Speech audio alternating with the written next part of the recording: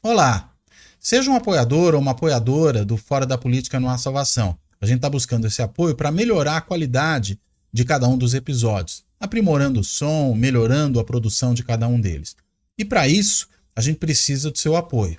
Há duas formas de você dar esse apoio. Uma é se tornando um membro do Fora da Política Não Há Salvação no Clube dos Canais do YouTube. Basta ir lá na página inicial do Fora da Política Não Há Salvação no YouTube e se tornar membro. Tem ali o botãozinho que permite que você faça isso. É diferente do botão de inscrição no canal, que serve para você sempre ser avisado ou avisada de cada um dos novos episódios. A outra maneira é ir até o site benfeitoria.com e no benfeitoria.com procurar pela campanha do Fora da Política Não Há Salvação. Daí, assinar com o valor que você achar que deve, né, assinar o canal e com isso contribuir para essa sustentação do nosso projeto por aqui. Obrigado. Este é o podcast Fora da Política Não Há Salvação. A versão em áudio do canal do YouTube Fora da Política Não Há Salvação, produzido por mim, o cientista político Cláudio Couto.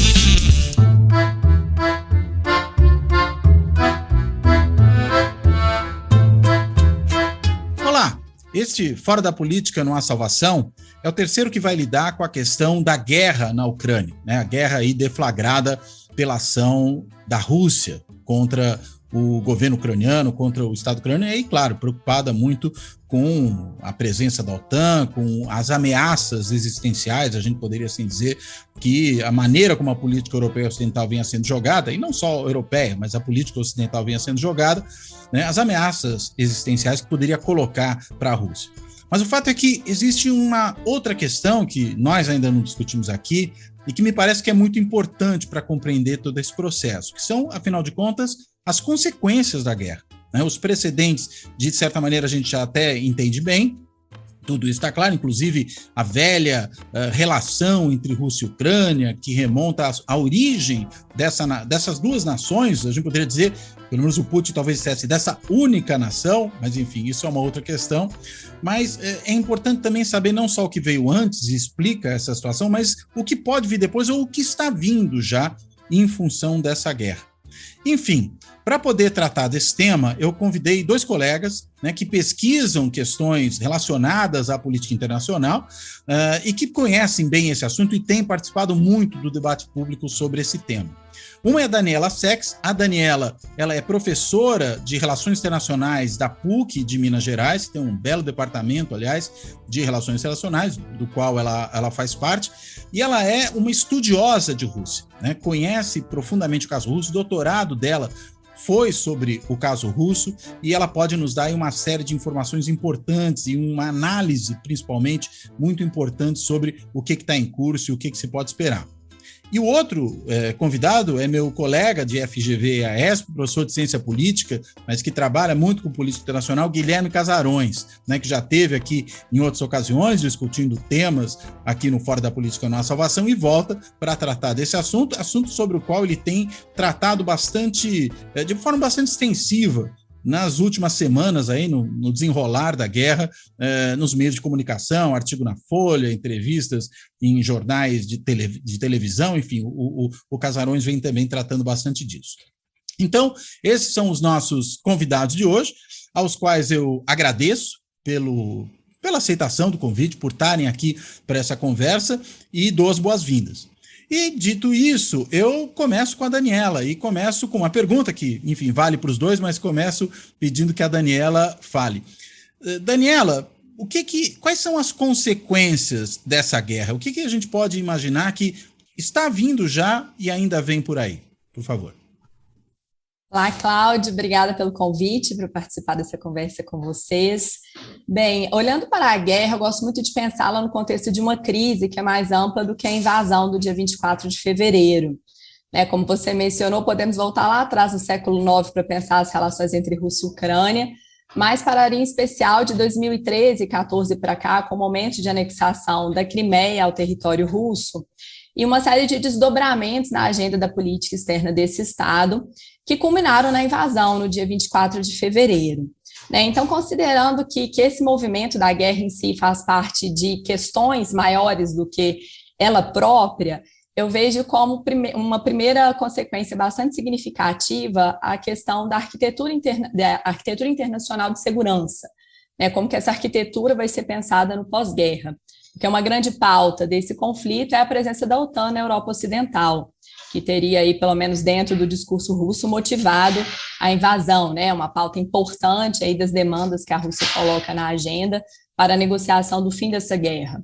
Então, na medida em que, por exemplo, caminharmos para a discussão de uma neutralidade ucraniana e uma não filiação da Ucrânia à OTAN, como parece no momento a tendência, isso tem implicações significativas para pensarmos essa arquitetura de segurança internacional, né? Qual é o papel de organizações de natureza mais regional, como a própria OTAN, qual é o papel da Organização das Nações Unidas, né, que a Rússia aponta como órgão que deveria, de fato, se concentrar sobre essa agenda, pois, claro, ela tem também um assento permanente em seu Conselho de Segurança. Então, acho que esse é um primeiro desdobramento importante a observar, né, como essas questões vão se dar no contexto de negociação do fim do conflito. Um outro ponto, não menos importante, é uma questão mais ampla de alinhamentos globais, né, com implicações bastante significativas para a própria ordem internacional. Porque, como eu disse, estamos falando de uma agenda que já vem sendo construída há algum tempo, né? A Rússia vem se preparando para esse momento de um acirramento das tensões com o Ocidente, construindo, por exemplo, uma arquitetura institucional regional ali com a Ásia Central, com países orientais, se aproximando da China, né? Em alguma medida também da Índia e outras potências da região. Então, nós observamos hoje uma dificuldade muito grande do Ocidente organizar a sua liderança e a sua reação a esse conflito, né, com os instrumentos de sanção econômica ou eventuais decisões em relação à participação militar mais direta, e todo esse desarranjo nos leva a questionar como será o novo arranjo que nascerá, né, com o fim da guerra, que certamente será diferente do arranjo triunfalista pensado no pós-Guerra Fria, né, que considerava aí o Ocidente e as suas potências como as principais guardiãs aí desse novo período da nossa história.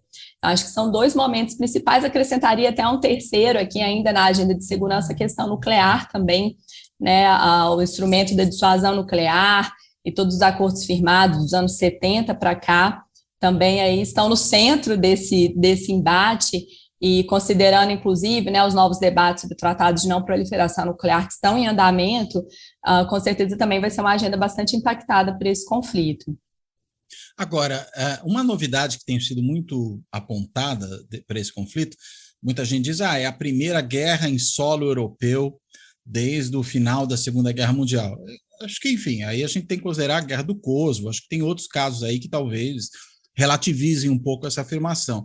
Talvez a gente pudesse dizer que é a primeira guerra em solo europeu que envolve uma potência europeia com um poderio nuclear, né? Acho que esse é um fato que realmente faz diferença. Agora, o fato de se apontar para isso, né, de ser um conflito em solo europeu, né, e um conflito que claramente restaura certas divisões que vem da Guerra Fria. Você entende, Daniela, que isso tem uma influência particular nessa nova ordem, nessa nova arquitetura, né, da segurança internacional que deve se construir após o término da guerra? Eu entendo que há elementos territoriais coincidentes, né, em relação à narrativa da Guerra Fria, mas eu acredito que seja um tanto limitante olhar para ela como lente a partir da qual enxergar essa atual situação. Temos observado o movimento das potências ocidentais de articular esse conflito como uma disputa entre democracias e autocracias, o que nos lembraria a divisão ideológica, né, do pós-Guerra Fria, e faz algum certo sentido. Porém, por outro lado, quando olhamos para o discurso chinês e russo, né, sobre o que eles esperam da nova ordem internacional, essa pauta da diversidade vem como um elemento constituinte da maneira como eles entendem essa ordem, né, no sentido de que não há uma expectativa desses atores de impor um formato específico de regime. Então, existe essa defesa de uma liberdade de escolha dos regimes de governo dos estados como parte dessa agenda mais ampla da diversidade dentro da política externa dessas duas grandes potências.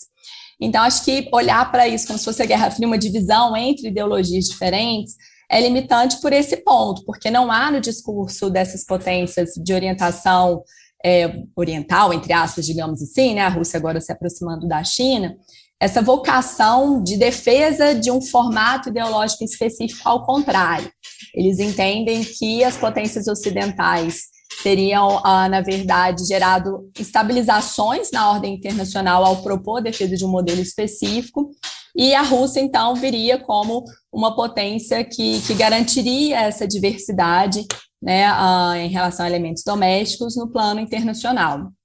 Então, acho que essa é uma primeira limitação importante. Segundo, eu não entendo, pelo menos não aparece para mim como algo claro, que exista uma pretensão da Rússia de restaurar, né, o espaço territorial da União Soviética. Há uma coincidência ali no sentido, né, de como ela entende aquele espaço como sua área de influência, sua área histórica de influência, que inclusive antecede o próprio período da Guerra Fria. Mas quando observamos, né, os documentos russos dos últimos anos e a própria maneira como os seus representantes vêm se posicionando, salvo esses momentos um pouco mais intensos no discurso de Vladimir Putin, existe uma preocupação em frear o avanço ocidental em direção ao território, mas não há uma preocupação expressa que englobe, por exemplo, as outras 14, né, antigas repúblicas da União, como objeto aí de anexação da política externa da Rússia contemporânea. Então, eu entendo que não seja essa de fato a intenção, mas sim uma consolidação da hegemonia russa ali naquele espaço regional, por meio de instrumentos que, inclusive, se assemelham aos instrumentos que a ordem internacional construiu ali no pós-90, como, por exemplo, organizações de cooperação regional, né, aproximação econômica, e, de certa forma, uma capacidade de intervenção nesses estados da região, o que também não é novidade, né, quando observamos o comportamento das potências ocidentais. Então, acho que são elementos muito importantes e que, se a gente resume esse quadro, né, a essa continuidade, suposta continuidade da Guerra Fria, a gente os perde de vista. Muito bem.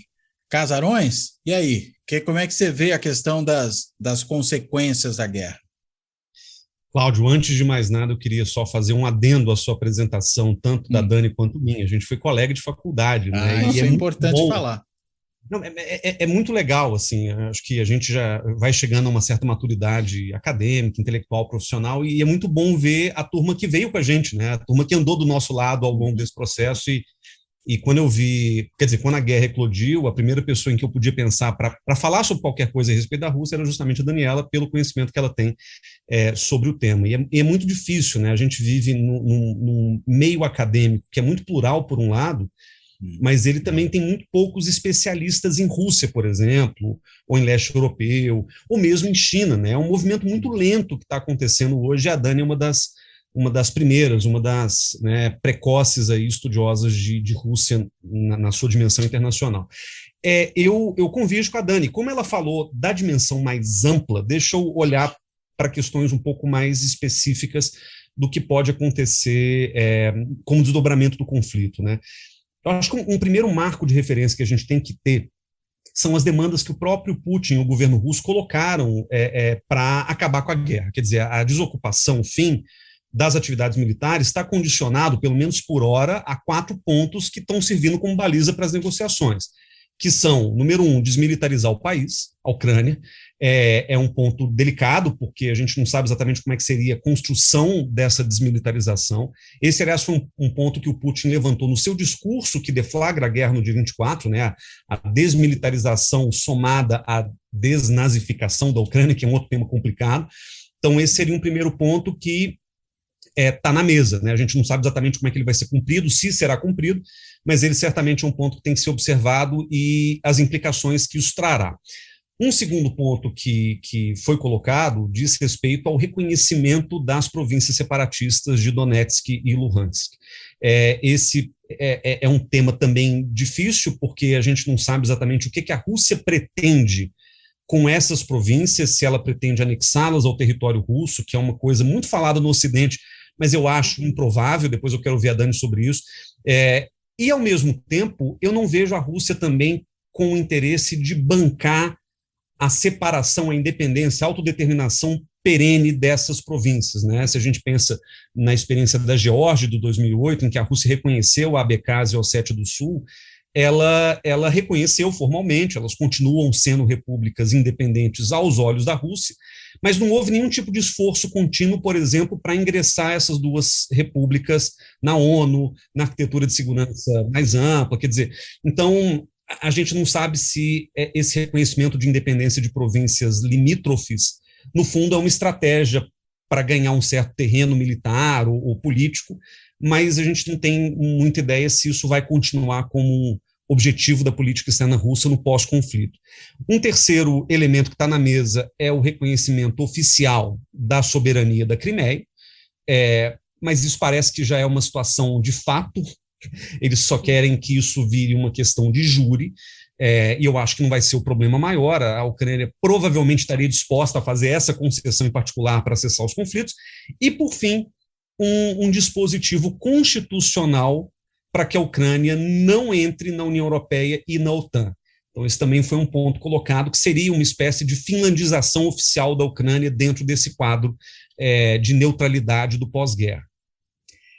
Esses termos são termos que, se a gente entende um pouco de como é que o Putin negocia as coisas, ele está jogando lá em cima as condições para tentar alguma coisa que atenda aos interesses da Rússia e que não passe a imagem para o público interno russo de que o Putin perdeu esse conflito no plano político.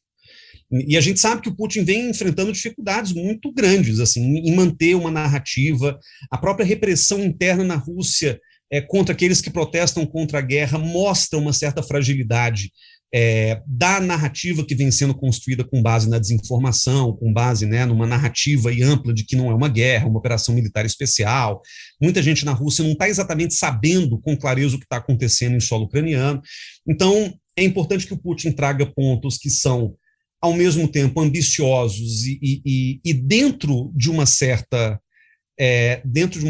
racionalidade, quer dizer, o Putin não está pedindo para que a Ucrânia volte a ser parte do Império Russo, né? Não é disso que se trata.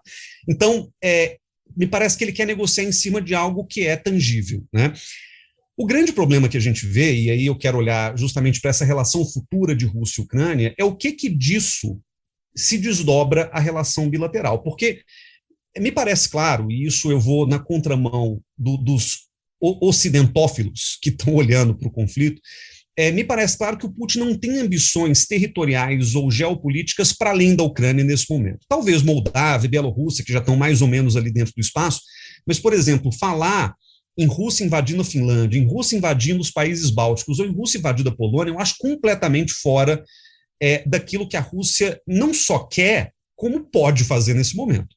Se a Rússia já está passando um grande aperto para lidar com o combate na Ucrânia, você imagina se os caras quisessem enfrentar países que estão na OTAN e cuja violação provavelmente deflagraria uma guerra nuclear ou qualquer coisa numa linha muito mais escalonada do que o que a gente está vendo. Então, eu não acho que isso seja o caso. E, olhando para os objetivos mais específicos do Putin, que é essa lista que ele apresentou como base de negociação, eu acho que a grande questão que a gente tem que se perguntar é como é que se dará a gestão de uma Ucrânia neutralizada numa eventual retirada russa. Então, por exemplo, uma pergunta que se faz é: quem vai controlar a estrutura militar do país? É a Rússia? O Putin quer que ela seja desmilitarizada, né? Ou seja, a Rússia não teria nenhuma estrutura militar a ser controlada. Não, mas uma estrutura militar mínima vai ser controlada pelo governo russo, vai ser controlada por um governo fantoche, pró-Rússia. Então, a gente não sabe exatamente qual vai ser o modelo que se construiria em cima disso, até porque é um ponto de negociação que a gente não sabe nem se vai ser atendido.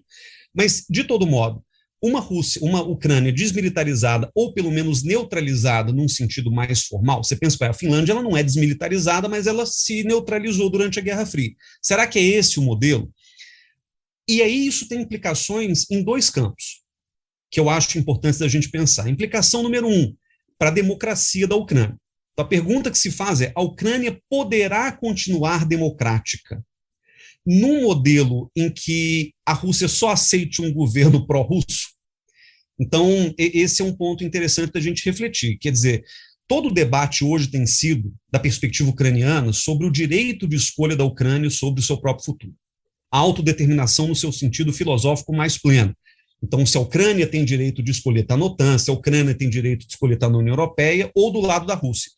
Me parece que essas não serão alternativas num eventual pós-conflito da perspectiva russa. Então, a Rússia não quer que a Ucrânia tenha nem sequer a margem para pensar em alternativas que não sejam a associação ao interesse russo ou uma neutralidade ali forçada. E aí uma outra consequência, para além da democracia ucraniana, é sobre o nacionalismo ucraniano. Uma das coisas que a gente viu, e que hoje já parece um grande erro de cálculo do Putin, que se distanciou da realidade objetiva nesses últimos tempos, né? Ele se encastelou, de certa forma, dentro ali do seu próprio governo, mas eu acho que o Putin subestimou, dentre outras coisas, a própria capacidade ucraniana de se organizar nacionalmente e de resistir ao conflito. Então, essa turnê do Zelensky, né, esses vídeos que ele grava, essas aparições que ele traz, o Zelensky, a gente não pode esquecer, ele foi eleito em 2019 com uma margem substantiva, né? A gente pode até criticar os mecanismos da democracia ucraniana, mas a plataforma nacionalista que o Zelensky representou, ela tem alguma ressonância na sociedade. Então, por exemplo, a tentativa sorrateira do Putin de escrever um texto, aliás, muito bem escrito, em que ele apaga a existência de um nacionalismo ucraniano e atribui qualquer ensaio de nacionalismo à ocupação nazista da década de 40, dando inclusive a entender que o nacionalismo ucraniano, por essas circunstâncias, só pode ser nazista.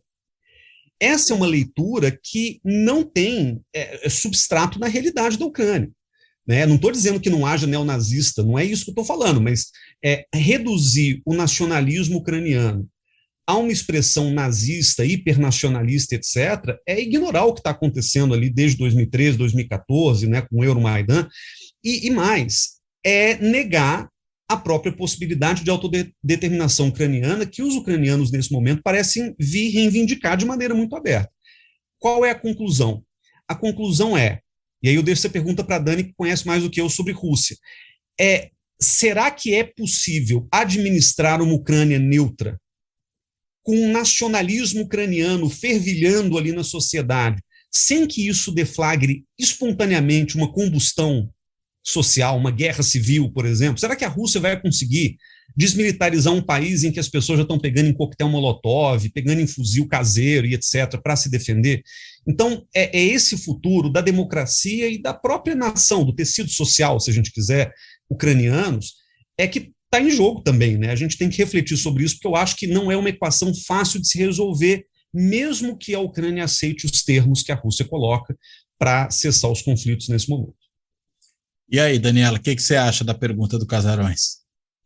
Realmente não é questão fácil, Cláudio, porque um ponto muito importante também é que nos anos 90, esse nacionalismo ucraniano, ele se organizou em oposição à Rússia.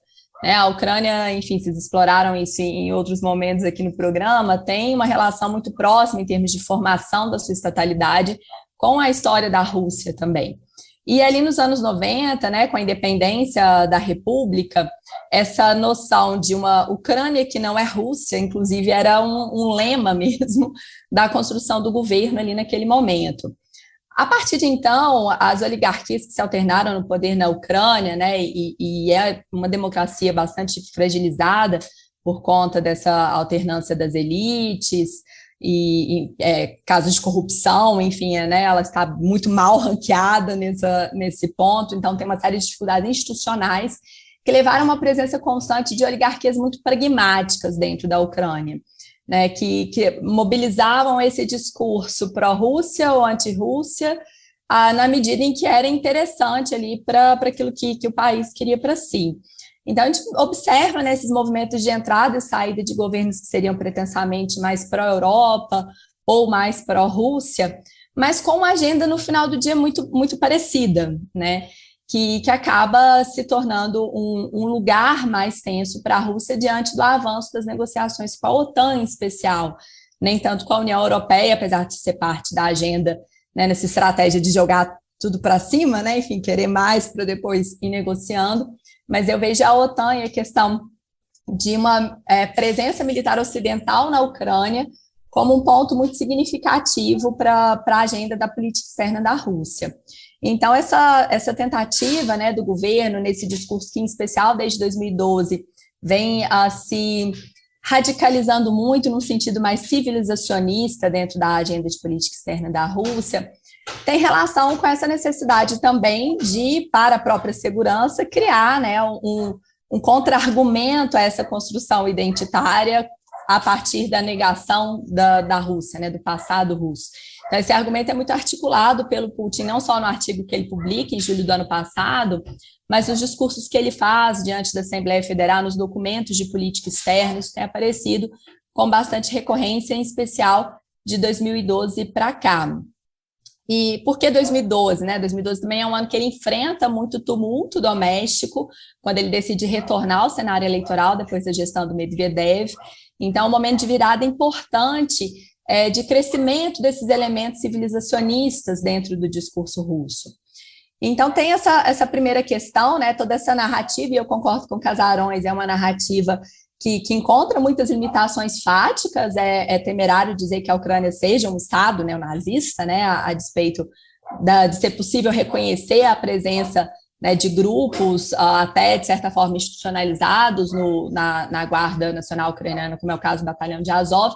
Não dá para dizer que seja um Estado neonazista, mas é uma narrativa que serve, primeiro, para a Rússia construir, né, um argumento para se contrapor a esse nacionalismo russo esse nacionalismo ucraniano, que necessariamente passa por negar a Rússia, e segundo, como parte de uma agenda ideológica também mais ampla que tem ganhado espaço no âmbito da política externa da Rússia, que é essa ideia de um Estado que está em combate ao neonazismo, em combate com o neonazismo, a despeito, né, de uma forte presença de extrema-direita também na Rússia, né, que é notória e sabida. O governo ele tem adotado essa perspectiva, por exemplo, de ressuscitar feriados em relação à Segunda Guerra, né, retomar essa narrativa do papel que o exército soviético teve na luta contra o nazismo hitlerista, como parte, né, dessa missão que a Rússia atribui a si, né, de grande potência, de guardiã de uma ordem internacional, que não permitiria, por exemplo, que esse fenômeno renascesse. Então, tem uma agenda maior também que a própria Ucrânia nesse ponto, sabe? E aí, respondendo mais diretamente Casarões, eu acho que sim, seria muito difícil conciliar, acho que esse que é o grande ponto desse acordo, como conciliar um governo na Ucrânia. A princípio, a Rússia chega, né, na invasão dizendo que nem negociaria com Zelensky, que não seria com o governo diretamente que ela negociaria. Ela chama alguns elementos das forças militares para fazer parte da mesa de negociação, afirmando que ela não conversaria com Zelensky porque ele era um governante neonazista. Com o passar dos dias, esse discurso muda, né, e a Rússia, então, manda representantes de baixo escalão para começar as negociações, e hoje o que a gente já vê na mesa são representantes de alto nível participando das negociações, junto com o governo Zelensky, e uma tratativa que caminha para, eventualmente, aceitar a permanência dele no governo. Agora, quais serão os termos disso? Aí é que está o ponto difícil da negociação, né? Como que a Rússia vai conseguir, de certa forma, manter algum controle sobre esse governo que mobiliza tantos elementos anti-russos, né? Porque, sem dúvidas, isso é parte também da agenda de interesses que o país tem com a invasão. Agora, um papel importante em todo esse processo, claro, a gente pensa na OTAN, mas eu diria, falamos da OTAN, leia-se também, ou principalmente, Estados Unidos, né? E a gente viu nesses dias um discurso muito duro do presidente Biden contra o Putin, e aí focado na figura do Putin mesmo, até acabou gerando queixas da diplomacia russa em relação à forma desrespeitosa, segundo eles, como o Biden se referiu ao Putin. Como é que tende a ficar essa relação Rússia-Estados Unidos depois desse processo? A gente sabe que é uma relação importante, né? Primeiro, pelo papel que os americanos têm no mundo, mas segundo, pelo fato de que boa parte desses conflitos que ocorrem agora, embora eles não possam ser, como você colocou, Daniela, resumidos à questão da Guerra Fria ou explicados com base nela, o fato é, há elementos da Guerra Fria que permanecem que tornam essa relação particularmente difícil. Estou pensando, por exemplo, nos arsenais nucleares, né, que existem nos dois lugares. Como é que a gente pode pensar o papel americano a partir desse momento, sobretudo da forma como isso está sendo conduzido? Bem, É uma questão complicada, Cláudia. Eu vejo que é um cenário onde tem-se muito a perder quando esse conflito é personalizado na figura de uma disputa, né, entre um Ocidente que defende o bem e a Rússia alinhada aí a a promoção de um antagonismo em relação a essa nova ordem, né? Alguém já chamou isso, mas era outro contexto, né? De eixo do mal. E mais ou menos por aí que a coisa caminha. Eu acho que a gente perde muito de elementos maiores dessa agenda que deveriam ser trazidos à mesa em nome de alguns interesses mais específicos, né? Por exemplo, o governo Biden enfrentava uma questão muito séria de popularidade, né, doméstica, e essas agendas externas, né, sempre têm um potencial muito significativo de mobilizar a população. Então, tenta-se personalizar esse conflito. Eu acho que isso também é um ponto que fala sobre essa busca do Biden de um reconhecimento doméstico, né? Então, nesse sentido, a estratégia faz sentido em demonizar o Putin. E sem a necessidade, de mandar tropas, né? E sem a necessidade de mandar, que né? É sempre um problema, né? Sobretudo quando chegam os caixões. Exatamente. Então, no plano da narrativa, né, é algo que ele tem se apropriado disso para tentar angariar um pouco mais de apoio doméstico no cenário aí de sucessivas derrotas internas, né, que abalaram ali o apoio ao governo dele. Por outro lado, da perspectiva do lugar que o Putin ocupa na definição dessa agenda, eu entendo que seja muito simplista resumir a invasão à decisão de um homem só. Claro que ele tem uma capacidade enorme de centralizar poder dentro da Rússia, é algo que ele construiu muito detalhadamente de 2004 para cá. O massacre de Beslan deu a ele esse espaço para criar mecanismos de centralização do poder a partir desse argumento da segurança. Então, ele controla o aparato estatal hoje de forma muito centralizada, mas estamos falando de um Estado que ainda tem as suas instituições, primeiro ponto, né? Então, há um alinhamento muito grande entre outras forças que estão ali interessadas, né, no contexto da guerra, da crise, com a própria agenda do Putin. Claro que ele tem assumido um lugar de trazer esses elementos civilizacionistas.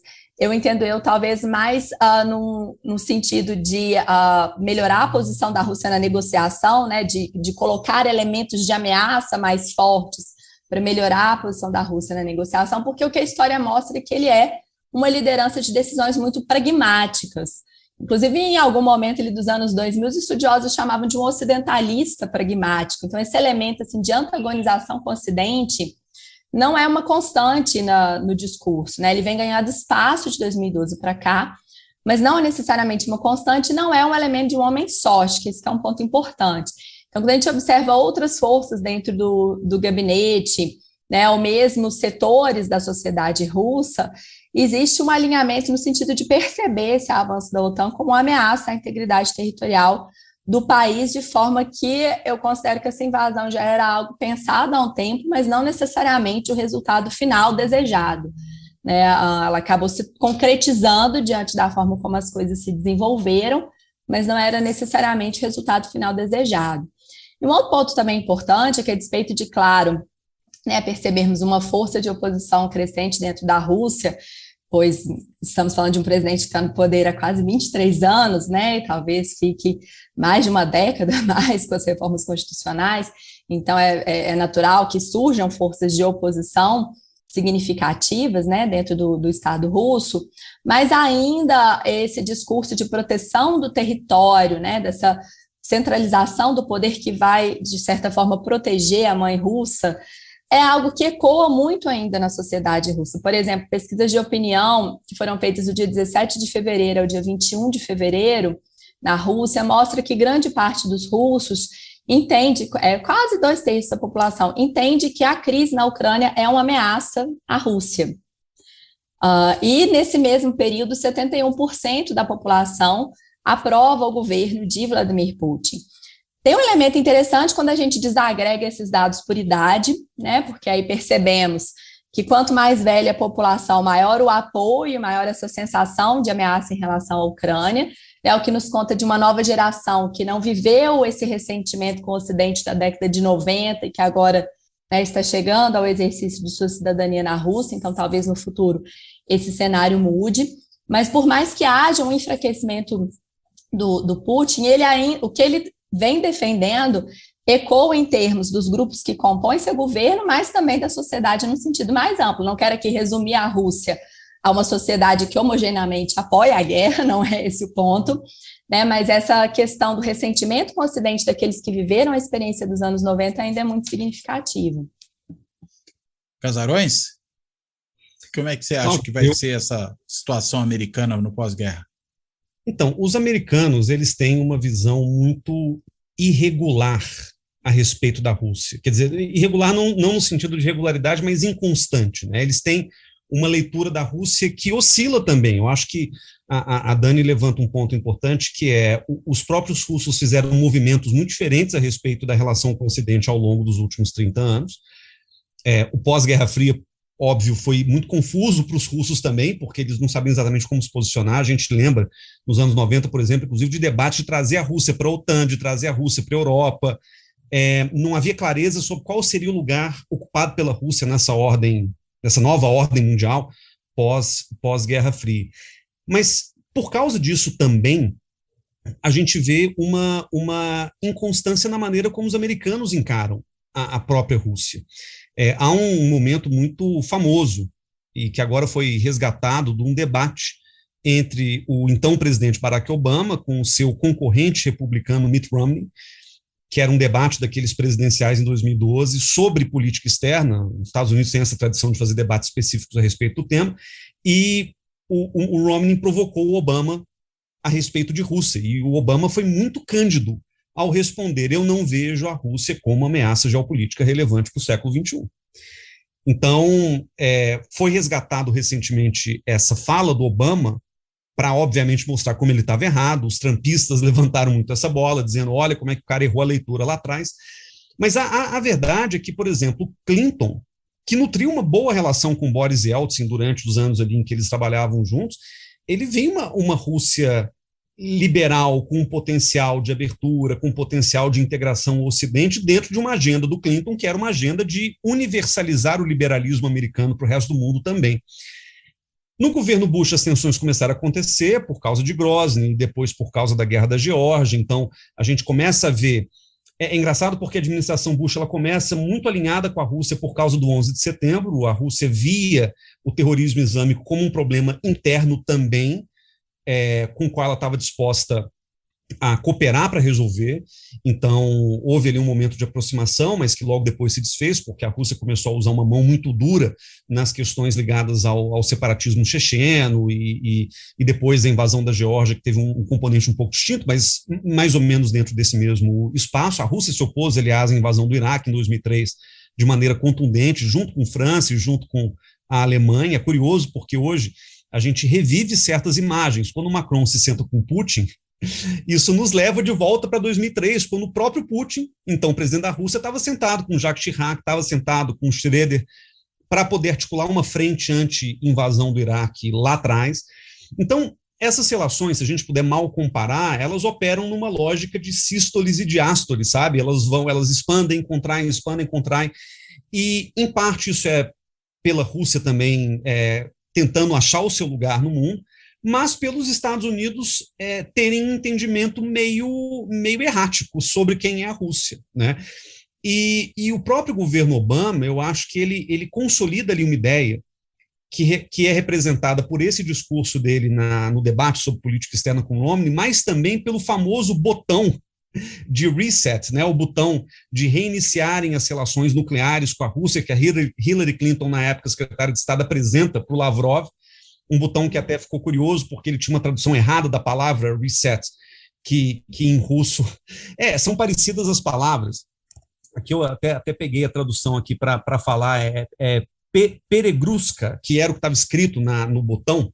Peregruska não significa reset, no sentido que a gente entende de reiniciar, mas sim significa sobrecarregar. Então ficou uma coisa meio ambígua, né? Porque, afinal de contas, sobrecarregar pode significar uma coisa ruim, né, no contexto de relações nucleares, mas o fato é que... Push the button, Obama, né? Carregar no botão.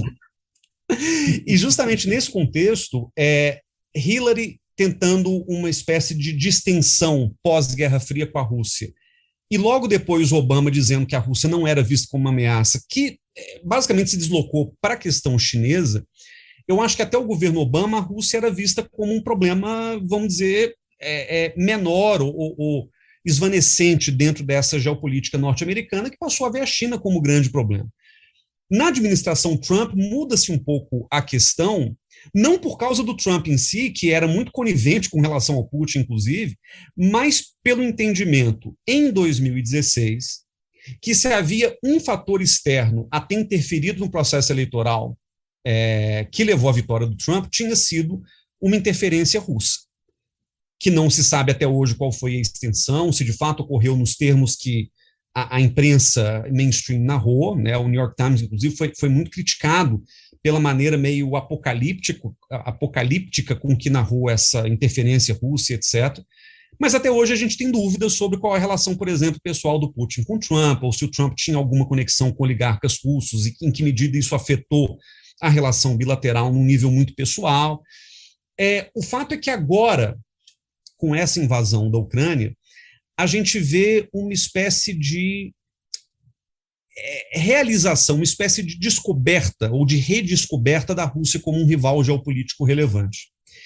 E isso provavelmente pautará tudo da política externa americana daqui para frente. Então a gente para de falar de China como principal rival geopolítico dos Estados Unidos e passa a pensar nesse espaço sino-russo. O grande erro, talvez, e a gente ainda tem muito a que discutir sobre isso, é se China e Rússia vão ser tratadas pelo establishment de política externa americano como um bloco homogêneo. Isso me parece um equívoco. Aliás, está mais do que provado, pela história, inclusive, que China e Rússia, quando tem momentos de aproximação, são aproximações muito pragmáticas. A gente viu isso, por exemplo, nos anos 50, depois a gente viu uma ruptura, né, o cisma sino-soviético.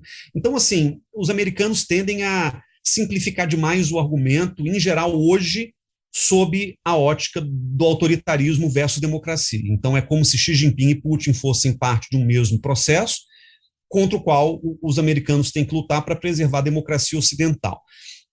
Eu acho que precisa de uma certa maturidade agora da política externa americana, e o Biden é um sujeito experiente que talvez coloque, digamos, a bola no chão para poder pensar de uma maneira mais cética o que está acontecendo, e passe a tratar a Rússia e China como aliados, mas como entidades geopolíticas fundamentalmente diferentes, cada qual preocupada com uma dimensão da política internacional, ambas interessadas em reconfigurar a ordem global, mas a partir de parâmetros um pouco diferentes. Eu vejo, e eu quero puxar uma última coisa que a Daniela falou, eu vejo um elemento muito saliente no discurso da política externa russa desde 2012, e que vem crescendo, que é a dimensão civilizacional. A Rússia está buscando reivindicar um espaço na ordem global, não a partir da categoria chapada de potência. A ideia de potência é um conceito que foi usado durante a Guerra Fria, e a tradição realista das relações internacionais nos coloca muito diante desse pensamento, mas é uma categoria que para a Rússia hoje é desfavorável, porque a Rússia não é uma superpotência como foi. A despeito do seu arsenal nuclear, a Rússia é uma potência com problemas econômicos graves, a Rússia é uma potência com uma inserção internacional relativamente limitada, né? Apesar do que se diz, a Rússia estava na Síria até outro dia, bom, mas a Síria é vista como um pedaço desse espaço imediato da Rússia, né? Não é uma coisa extra-regional, como a China, por exemplo, nutre, né, na América Latina, ou coisa que vale. Então, a Rússia ela tem esse elemento civilizacional no seu discurso, é a chave, eu acho, mais apropriada para a gente entender que lugar a Rússia quer ocupar no mundo, e isso nos coloca diante de um questionamento, de uma discussão que é: qual é a ordem global vislumbrada por Putin? Eu acho que é uma ordem civilizacional, uma coisa meio huntingtoniana, se a gente quiser, em que a Rússia se vê não como uma dentre outras potências, mas sim como a representante de uma civilização eslavo-ortodoxa a conviver, de um lado, com o Ocidente, do outro lado, com uma civilização chinesa que também tem as suas características próprias, além do autoritarismo, e é nesse mundo que a Rússia quer se encontrar. Mas se isso é verdade, a Ucrânia ela precisa fazer parte da Rússia, inclusive sob essa ótica da civilização eslavo-ortodoxa, que é uma guia importante da política externa do Putin. Aliás, você mencionou aí a questão do Obama, lembrou do Clinton, distinguiu a forma de atuação deles daquela do governo Bush. falou do debate, né, que envolveu o candidato republicano, o candidato democrata. Faz muita diferença para essa relação americana com a Rússia o governo ser democrata ou ser republicano? Olha, os republicanos têm uma visão mais negativa da Rússia, historicamente, né? Herança, talvez, não só da Guerra Fria, mas de um anticomunismo renitente dentro do Partido Republicano, que é moldado também de acordo com as circunstâncias e os interesses, né? Mas como se ainda houvesse comunistas na Rússia, é isso?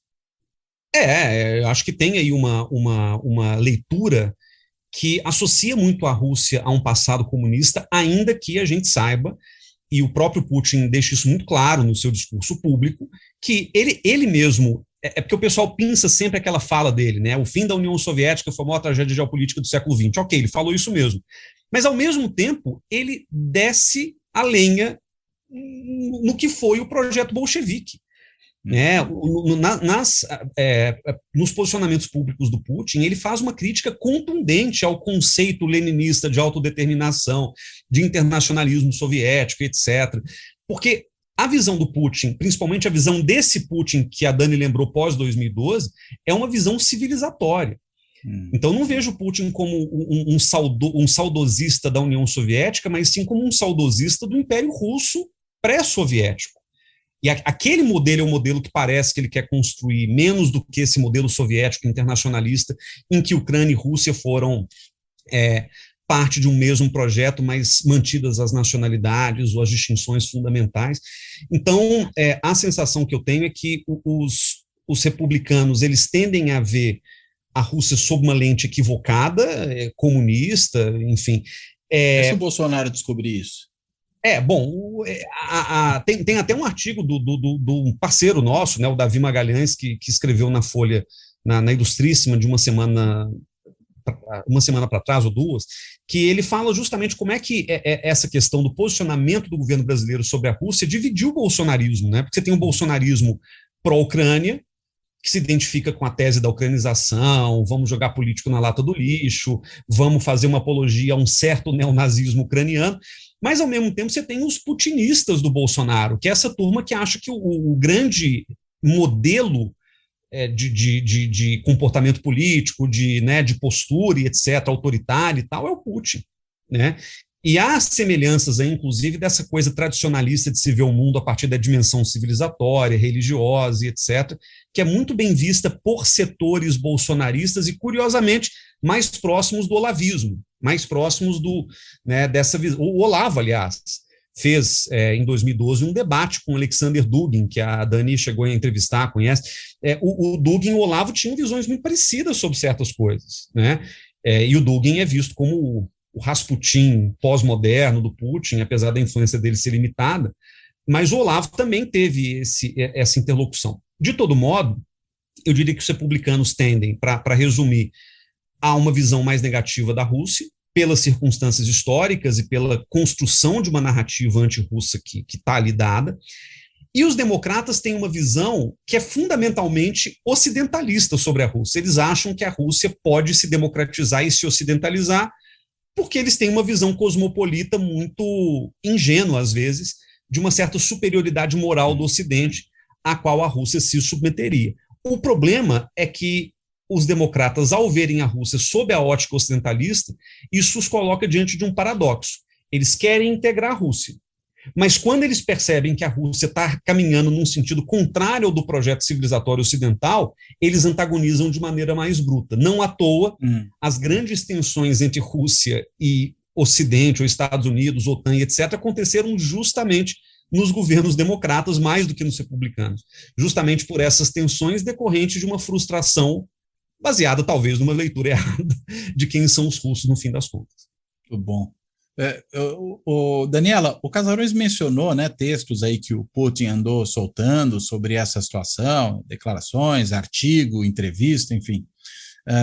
E nesses textos, ele dá uma especial ênfase, eu diria assim, nessa longa história que une Ucrânia e Rússia, e pensando no que é esse grande projeto, vou usar o termo que o Casarões usou, civilizatório, né, que está encarnado nessa mesma história. Ele dá um papel muito importante à Igreja Ortodoxa, né? Inclusive ao papel que a Igreja Ortodoxa teve lamenta, digamos, uma certa catolização que tem havido em certos setores da sociedade ucraniana em particular. Ele até fala em algo como uma latinização e uma polonização, né, que teria afetado a realidade ali. Qual é o papel que essa dimensão da igreja ou da religião tem nessa perspectiva russa que ajuda a entender isso que está em curso agora? Olha, Cláudia, eu vejo como um papel crescentemente forte, mas não necessariamente definidor. Né? Se observamos a política externa da Rússia dos anos 90 para cá, 3 forças importantes compõem, né, os grupos que afetam a tomada de decisão em política externa. As forças que eu chamo de mimetizadores do Ocidente, dessa noção global, né, de Ocidente, que tinham muita força ali no início dos anos 90, com Andrei Kozyrev à frente do Ministério das Relações Exteriores, né, que vem perdendo paulatinamente espaço na gestão russa, tanto pela frustração com esse projeto de liberalização ali na primeira metade da década de 90, quanto também por esse aumento do discurso civilizacionista dentro, né, da gestão de Putin, que tem retirado espaço de representantes desse discurso mimetizador. Até ali, metade da primeira década dos anos 2000, por exemplo, né, o ministro das Finanças, ele tem um alinhamento liberal muito forte, foram feitas algumas reformas liberalizantes, mas de lá para cá, seja na política externa ou em outras áreas do governo, nós temos visto a formação de um gabinete cada vez mais estatista em torno do governo Putin, especialmente em 2020, quando ele desconstitui todo o gabinete, demite o Medvedev quase por telegrama, assim, uma demissão um pouco esquisita, e que é ele, né, o Medvedev, ele é um cara que dialoga com esse setor mais liberal também, então a gente tem percebido uma diminuição dessa força dentro da tomada de decisão na Rússia. Ao lado dela, 2 outras forças se apresentam desde os anos 90, inclusive, que são aqueles que partem dessa ideia de que a projeção de poder da Rússia ela deve se dar a partir de um confronto com o Ocidente, mas em termos coexistenciais, né? Eu devo disputar com o Ocidente um lugar para minha inserção, mas dentro de uma ordem que já existe, reconhecendo potências que já existem. Essa tem sido, desde os anos 90, de 95 até aqui, a força majoritária, inclusive a qual, pelo menos em tese, né, Vladimir Putin se filia, Lavrov de forma muito mais direta também, e os partidos majoritários na Duma, né, United Russia, da direita, o Just Russia, da esquerda. Então, é uma força bem presente dentro do governo, que se subdivide em 2 grupos. Um grupo que pensa essa coexistência a partir da maximização do poder da Rússia, né, do poder material russo, né, daí investimentos em defesa, que até derrubaram esse ministro liberal que eu mencionei nos anos 2000, e uma linha que segue mais esse discurso civilizacionista. Essa linha que segue esse discurso civilizacionista, ela tem ganhado muito espaço de 2012 para cá, que ele tem sido entendido, a meu ver, como um elemento que aglutina ali a sociedade russa, até em termos de apoio doméstico ao governo. Então, os documentos da Rússia, os discursos do Putin sobre política externa desse período em diante, apresentam de forma muito marcada essa referência à Igreja Ortodoxa, a uma noção de mundo russo, né, a questão da língua russa também, como elementos importantes que levam a Rússia a se antagonizar com o Ocidente, em especial no espaço de questões regionais, como a proteção aos russos que estão no estrangeiro, né, a questão da OTAN, a situação de crise na Ucrânia, e também em contraposição a iniciativas russas de aproximação, né, com o eixo euroasiático. Então, esses elementos aparecem bem associados no discurso russo. Eu fiz um levantamento de dados a respeito com a colega Marina Bernardes, e essa tendência, então, de antagonização com o Ocidente como inimigo vem crescendo a partir dessa lógica regional, né, dessas questões regionais, com esse elemento civilizacionista. Porém, eu acho importante a gente separá-lo de uma terceira corrente, que são aqueles que entendem que a inserção da Rússia deve se dar por um confronto existencial com o Ocidente. Que o lugar da Rússia significa necessariamente diminuir, né, o lugar das potências ocidentais, né, essas tradicionais aí, potências que trabalham como guardiões da ordem internacional. Esse grupo ele é um grupo minoritário, representado, por exemplo, por figuras como o Dugin, né, que aí já partem de uma leitura mais nacionalista, neo-eurasianista, e tem vários nomes para esses grupos. Esses grupos, eles chegam nas decisões russas de uma forma muito pragmática, quando a gente pensa na relação que o Putin e sua equipe têm com eles. Então, essa radicalização do discurso, né, para um confronto existencial a partir da civilização tem sido apropriada em momentos muito específicos, assim como na questão da Crimeia, de forma muito pontual, dentro de uma vocação mais pragmática, né, de satisfação do interesse russo do que, de fato, ideológica, sabe? Mesmo porque a Rússia teria um problema em encampá-los, né? Estamos falando de um país que é extremamente multiétnico, com várias confissões religiosas, então, né, igual, por exemplo, Putin mantém ali, de forma muito próxima, a gestão da Chechênia, então ele tem também uma interface com lideranças da religião islâmica presente na Rússia. Então, eu acho simplista reduzir, né, a força religiosa que o Putin recebe só vindo da direção da Igreja Ortodoxa. É claro que ela é muito significativa, mas tampouco o Putin ele é um religioso fervoroso, né? Então, eu vejo muito mais como uma apropriação pragmática da presença que a Igreja Ortodoxa tem nesses lugares de interesse, como Ucrânia, por exemplo, né, do que uma força ideológica per si, mas com figuras importantes que estão ali próximas deles, né? Dugin, nem tanto, eu acho que ele tem uma distância maior do que o Ocidente considera quando a gente olha para o dia a dia da tomada de decisão na Rússia, mas figuras, por exemplo, como Konstantin Malofeev, que é uma figura ligada à Igreja Ortodoxa, ele tem uma entrada muito forte como assessor do Kremlin, né, um assessor informal. Então, tem sim um papel importante, mas não definidor, que tem sido mais filtrado dentro dessa lógica pragmática da gestão do governo. Dá para dizer que a importância da Igreja Ortodoxa nessa lógica política é de que ela se trata de uma igreja russa? É esse o ponto? Sim. Nesse ponto. Vem desde Ivan III, né, aquela ideia de Moscou como terceira Roma, que foi utilizada por esse imperador para projeção do Estado, né, depois do casamento dele com a Sofia Paleolog, que era herdeira de Constantinopla. E aí isso vem ao longo das décadas, né, até Casarões mencionou nessa relação do imaginário do Putin com o passado imperial, e então o papel dela ali vem muito nessa noção, tanto é que tem fortes críticas da separação do patriarcado de Kiev, né, do patriarcado de Moscou. Então esses elementos têm sido politicamente problematizados muito nesse sentido pragmático de manter a presença russa nesses espaços onde a Igreja Ortodoxa já está. Acredito eu. Casarões, quer falar alguma coisa sobre esse ponto? Tem uma coisa interessante a respeito disso, que é o seguinte, acho que a Dani tocou no ponto fundamental. Nenhum dos modernos autocratas, dos populistas autocratas e conservadores que a gente tem hoje governando, ou que governaram há pouco tempo o mundo, estou pensando em Trump, Bolsonaro, Putin, que são ideologicamente muito distintos, mas eles são unidos por algumas questões, a começar pelo seu discurso populista e pela maneira como eles vêm buscando se firmar no poder. Nenhum desses caras é o típico pio religioso no sentido casto. Bolsonaro, Trump, Putin têm uma relação absolutamente instrumental com a religião, mas todos eles, à sua maneira, incorporam a dimensão religiosa como parte integral do seu discurso político.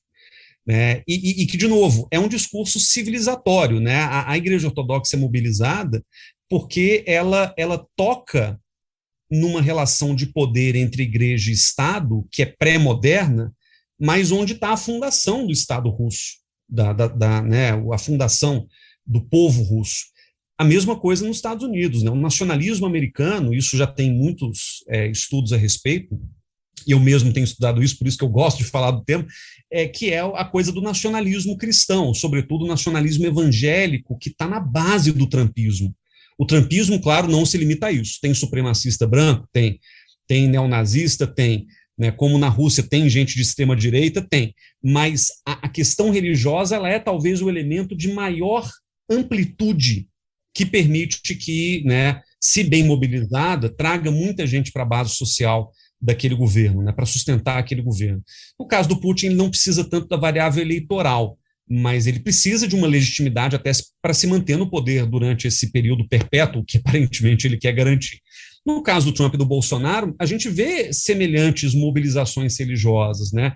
Desde ritos religiosos, tirar foto com a Bíblia de um lado, levantar a caixinha de cloroquina do outro, mas também discursos fortemente inclinados para a dimensão religiosa, mas mais do que isso. E aí eu acho que a Rússia também integra esse espectro.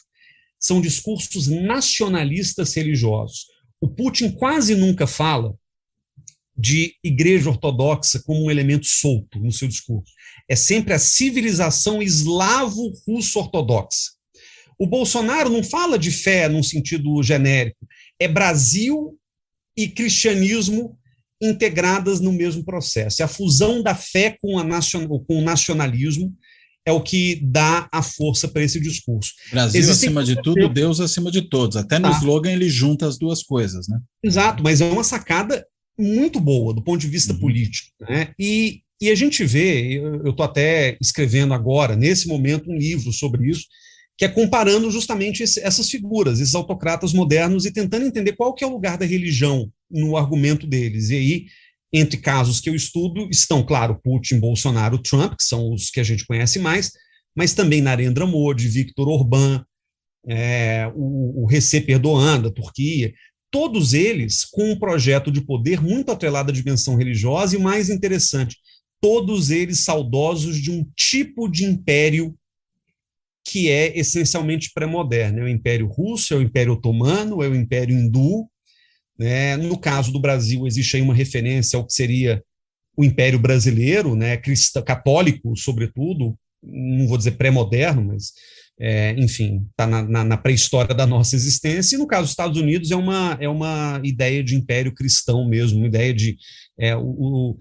A Nova Roma também é uma analogia que eles usam nos Estados Unidos, mas a ideia, por exemplo, de uma nova Israel, né? A ideia de o país que conduz os outros à luz da fé, à luz da palavra, por meio da sua atuação internacional. Então tem um elemento interessante aí, eu desculpa ter saído do foco da Ucrânia, Rússia, mas eu acho que... para entender o contexto todo. E o próprio Putin traz isso o tempo inteiro para a conversa, né? Pois é, essa ordem internacional vislumbrada por esses líderes em particular é muito voltada para a fusão da religião com o nacionalismo. Esse é o seu elemento mais poderoso, eu diria. Muito bom mesmo. Gente, acho que estamos chegando aqui no nosso tempo. Eu, enfim, devolvo aí a palavra para vocês para duas coisas, né? Para vocês, se algum ponto que a gente deveria ter tratado acabou ficando de fora, vocês trazerem aí, e para também fazerem as suas considerações finais. Por favor, Daniela. Cláudio, então, queria agradecer muito pela conversa, foi um papo maravilhoso poder rever o Guilherme, ouvir também as opiniões dele a respeito de meu objeto de estudo, né, acompanhando aí, tô brincando que analistas internacionais, cientistas políticos deveriam ter uma licença pós-crise, né, gente, porque... Então a gente não vai trabalhar nunca, vai estar de licença o tempo esse inteiro, ponto, né? Também, porque, nossa, enfim, tem tomado aí as minhas horas ao longo do dia, mas de uma forma muito interessante poder fazer essa reflexão que eu queria completar, que eu acho que, de fato, nós estamos, né, diante de um momento muito significativo na história da política internacional. Você começou perguntando sobre as consequências dessa guerra, é difícil ainda fecharmos quais serão, mas sem dúvidas trarão mudanças muito profundas, né, para pensarmos as dinâmicas da política internacional. Então, queria chamar a atenção de todos para observar isso com atenção e observar isso com um olhar plural que a situação demanda, né? Não resumir essa agenda a momentos específicos, a figuras específicas, mas buscando aí, em conversas como essas que você promove, entender as perspectivas nas suas mais diversas configurações, né, seus mais diversos aspectos, e se envolver com elas, porque, de fato, é um momento que altera desde a nossa vida macro, né, Estado, inflação, preço da gasolina, ordem internacional, até o nosso dia a dia, pensar o nosso lugar, né, da sociedade que queremos, a relação entre Estado e religião, como Casarões menciona. Então, chama a atenção dos nossos ouvintes para isso, para que acompanhem essa situação, porque, de fato, é um momento muito significativo, de muitas implicações, e espero que a gente siga conversando sobre isso no futuro também. Obrigada pela oportunidade. Eu que agradeço, Daniela, pelos todos os esclarecimentos que você trouxe aqui e por topar essa conversa. Guilherme, por favor. Bom, Cláudio, obrigado de novo pelo convite. É sempre bom estar aqui, né, te prestigiando e podendo participar dessa conversa também. Falar com a Dani é ótimo sempre, né? E a gente se vê tão pouco, até pela distância, e é bom ouvi-la sobre um tema que ela conhece melhor que ninguém. Eu estava lendo outro dia uma coisa que me chamou a atenção e me deixou muito incomodado. No Twitter. Twitter sempre é um negócio muito tóxico, né? Muito selvagem. Mas alguém colocou mau assim, sentido da palavra. A complexidade é o último refúgio dos canalhas. Fazendo a paródia, a frase famosa que o nacionalismo seria o último refúgio dos canalhas. Eu fiquei com aquilo na cabeça porque, como acadêmicos, a gente não pode se render ao simplismo do argumento midiático, do argumento político e etc. Eu acho que o trabalho que a gente tem feito, nós três, e não só nós três, colegas e amigos e tal, é justamente de tentar chamar atenção para a complexidade, não no sentido de naturalizar a barbárie, não no sentido de aceitar a violação de direitos como algo natural que faz parte da realpolitik do mundo, mas a complexidade no sentido de refletir mesmo sobre o que está acontecendo, como a Daniela falou, a partir de critérios mais sóbrios, a partir, né, de uma reflexão que leve em conta as múltiplas dimensões do passado, do presente, para a gente poder pensar e projetar o futuro. Não tem resposta simples para nada disso. A gente pode eticamente repudiar a guerra, como acho que todos nós fazemos, mas tratar a guerra como uma disputa do bem e do mal, deixa para a religião, né? deixa para outras formulações que não são a nossa. A nossa, como acadêmicos, é justamente a formulação a partir, né, das múltiplas percepções, da complexidade ou da diversidade, como a Daniela falou. Eu acho que esse é o caminho que o seu programa aponta. Aliás, seu programa tem feito isso muito para todo mundo, né, trazer esse elemento da complexidade em todos os aspectos da vida política, e acho que nós, como, né, opinadores sobre o tema da guerra da Ucrânia, a gente tem esse dever, né, intelectual de jogar luz sobre as dificuldades interpretativas sobre o que está acontecendo. Então, brigadão pela oportunidade, Dani, sempre muito bom te ver.